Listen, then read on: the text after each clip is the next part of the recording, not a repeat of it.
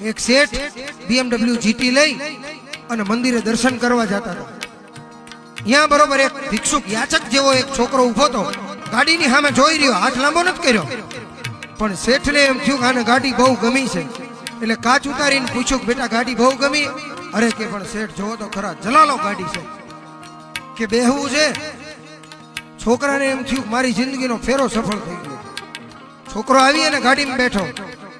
શેઠ એને મંદિરે લઈ જતા હતા ને, રસ્તામાં છોકરાએ પૂછ્યું કે શેઠ બહુ મોંઘી હશે નહીં? કે હા બેટા બહુ મોંઘી ગાડી છે. કે શેઠ કેટલાની આવી? કે બેટા એ તો મને ખબર નથી.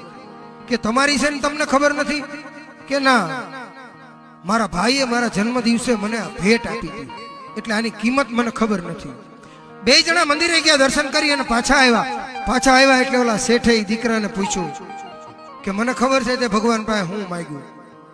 શેઠે કીધું કે બેટા તે ભગવાન પાસે એવું માંગ્યું ને કે હે ભગવાન મને આ શેઠ જેવો બનાવજે, હું આવી ગાડી લઈને ફરી શકું. છોકરાએ કીધું કે ના એવું નથી માંગ્યું. કે તો હું માંગ્યું?